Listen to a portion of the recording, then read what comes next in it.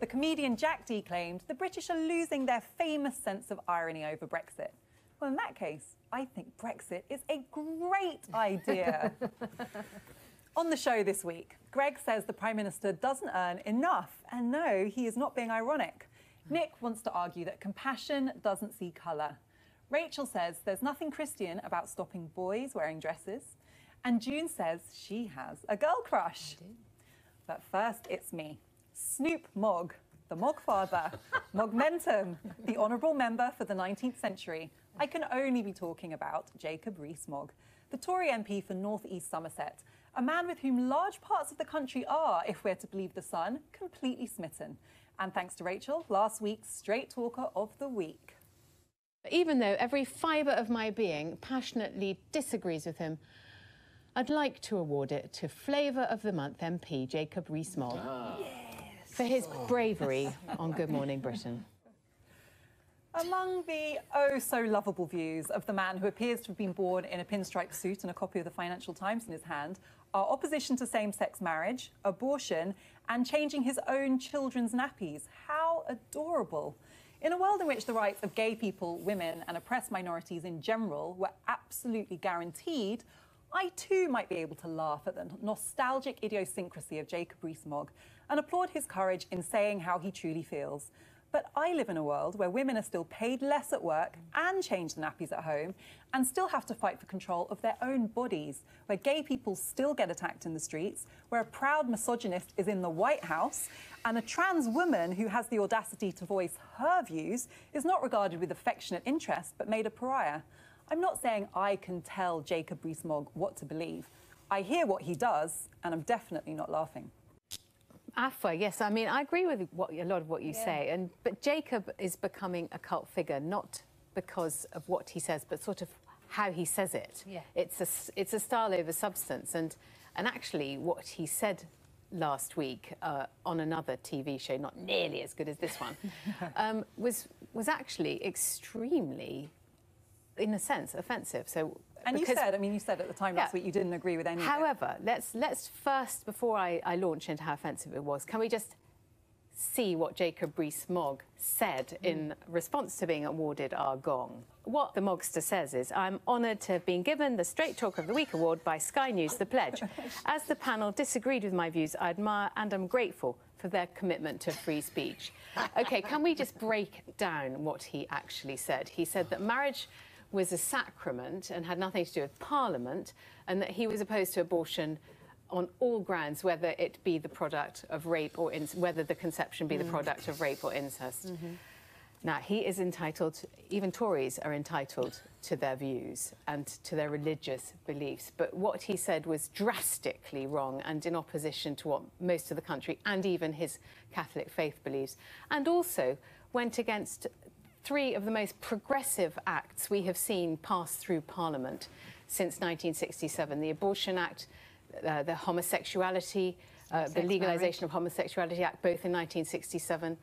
And indeed, Cameron, his former Prime Minister's proudest hour, which was the institution of same-sex marriage. So the Moggster is completely at odds with most of the country, his own party and his religion. I think what I'm getting, what's kind of... I'm agreeing with you. I know. We agree a lot on this. And I think when listening to you, I think it's helping me crystallise what's bothering me here, which is not what he actually believes so much, because as you all know, I'm completely committed to free speech.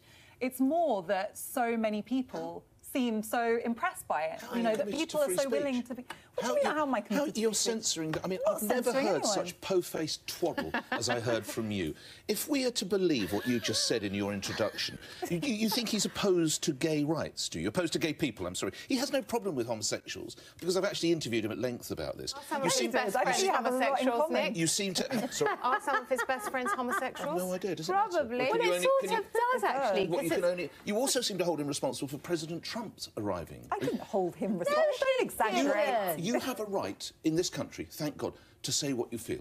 Did you hear what I said? Hold on. As long as you're not trying to, as long as I'm not trying to incite violence, as long as I don't insult your mother or your child, I can pretty much say what I choose. And thank God we live in this country. And the fact that you don't agree with it, great. It doesn't matter. We should have people able to say these things, otherwise you will just have groupthink. And one last thing, and I don't agree with what you said on the TV about, of course I don't agree about rape and abortion, but let's just refer to what a man of the cloth says. This is Bishop Mark Davis, who says, I think we should all be grateful for the integrity of politicians like Jacob Rees-Mogg, who fearlessly speak of those Christian convictions on which our society was built. Lastly, he totally respects the fact that you don't agree with a single word he says, and he applauds the fact that you say that. Why can't you say the same about him? That is what it's about. Did Stop you hear censoring. what I said? I can't tell him what to think. I respect. Well, why are you having a go at him? No, I'm not. This is what I just said. You said, I can't find it funny. I don't. Well, you can't tell me what to find. But why be so po-faced? So now you can tell me what to find funny. Just let it say past.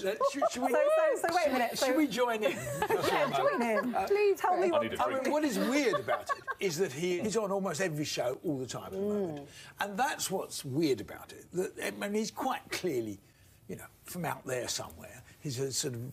And I have no problem with what he says. I don't agree with him on anything, I don't think. I actually do have a problem with what he said. Well, but people are entitled to have a view. Yeah, people are entitled to have. What I worry about is that if his view is on, if he is on so many shows, so many times, and he's now just pulled in. No, that's not. You know what I find interesting, actually? You know, there was a report, I think it was last year, that said that a certain percentage of Muslims were opposed to same-sex marriage, and that caused outrage. And you know what the headlines was?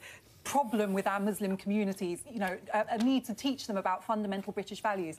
But when Jacob Rees-Mogg comes out in his tweed and his pinstripe and says everyone thinks it's delightfully charming, he's now the lead contender, according to some polls, to be the next Tory leader. Well, this isn't like some fringe figure. But let's just all pray that he does become the next Tory leader. Because if he becomes the next Tory leader, as I said last week, you will never get a Conservative government again. But I still think we're slightly scooting away from the thing that I thought was really dangerous and possibly pernicious about Jacob Rees-Mogg's statement, which takes us a bit back to Trump, which is in America you have abortion clinics being bombed because of people who are so profoundly against abortion. If you have Jacob Rees-Mogg being lionised in every single TV studio for his views and the way he expresses them, this could lead to a sense that what he says is correct and that women who seek abortion are wrong in any circumstance. And it's also being portrayed as quite... I mean, let me bring you into it, but it's also being portrayed as quite harmless, you know, as kind of amusing. And this is women's lives that we're talking about. Yeah, well, you know, for me with Jacob Rees-Mogg, I have no problem with him having his views. Where I have a problem is if somebody like that did become leader of the Conservative Party and they hold those sorts of views and they're in a position to influence policy, that's when I have a serious problem. Well, it could happen. It could happen. Anyway, I think he does. He wouldn't be doing all the press he's doing. He's not doing it for the fun of it. He's being a lot more strategic than people like to give him credit for. Come on, Nick. Starting an Instagram account. They didn't have Instagram accounts in the 90s. This is a discussion we could have had about the current leader of the Labour Party and the current president 3 years ago. And the current president. We're in the business of unforeseen events. But he didn't want to be leader of the Labour Party. It's true, yeah. And look, if he sought to lead the party, which I'm sure he will at some point, or in the country, he wouldn't have said what he said on that television interview. That's not true. Look at what Trump's been able to get away with. This is a man who is genuinely persuaded by his Christian beliefs. And we should accept and applaud that. Now, if we don't agree with it, and I don't agree with what he said, but I accept his faith. But hang on. They're not just... I mean, if you actually look at the figures now, the majority of Roman Catholics disagree with him. I'm Christian. I disagree with him. OK, good. So, hello, those not necessarily Christian beliefs. There's no way... If he actually sought high office, do you really think he'd say that? Well, he's nothing if not Donald right Trump was able to say he grabbed women by and was able to get into the highest office of the land. I feel you're not engaging with the issue here. You're putting it back onto his views and acting as if I'm trying to police his views, which I'm not. I've told you I'm not. You can continue asking. You are being po-faced. I'm not. I am not the thought police. I can't find this a laughing matter. I believe in freedom of speech and thought and conscience, so I am not trying to police what he thinks. The issue I have is with the reaction people are having to what he thinks, that people think it's harmless and charming and potentially electable. So what do you say about that? I've said to you already, I applaud the fact that we have free speech. So do we all. That's not what I'm asking you. We all do. I know this is a double negative. I know this is a double negative, which you should never say nor write. But we don't have a right not to be offended. Sometimes I don't people mind will being say, offended. sometimes I sit next to you every week. I'm okay with being some offended. people will say things that you find offensive. And right? that's And that is just what you accept in the West. Totally. Because the other way around is that you have a board that says, no, you're not allowed to say this about abortion, you're not allowed to say that. And I welcome the fact that sometimes I'm offended and I offend other people. That's what we're here to do. we But what agree is with you on interesting, Nick, that. is that 25% of Conservative members put him at the top of the person they would like to win. And he's you know, 3 times as head of your brother now. Your brother's about 6%. He's at 25%. And what it tells you about a chunk of the Conservative Party. No, they like straight talkers. Well, they like straight talkers. It's possibly they And like straight authentic actually, politicians. or they like people who come from the 19th century. I wonder whether he would enjoy the same level, as and when the comments about abortion are disseminated more broadly. I wonder if he'll enjoy the same level of support. But people like the reason that, and they've all been through my studio. Boris Johnson, Nigel Farage, Alex Salmond. Now, whether you like them as individuals, the reason that they engage... You choose interesting friends, don't you, Nick? They come through the street. Yeah, OK, yeah, Do you draw with the a line exception of one. somewhere? They engage because they tell the truth. Do you draw a line somewhere that people who have deeply held views about things that we consider to be abhorrent? Do you still applaud? I mean, is there any view that you don't applaud? What do you mean? So, for example, people who don't believe that women are equal to men. That's There are ridiculous. people who believe But that. In fact, in America, that movement's gaining. Yeah, but they're gaining entitled ground. But they to their are false entitled to views. their view, But But do they're you? just ridiculous. No, I'm not. There's nobody who's not entitled to believe what they believe. But do you draw a line where you say it's dangerous to have these kind of views being applauded in politics? No, I think it's better to air them because then you can see how vacant they are. I agree with Nick on that. Yeah. All right.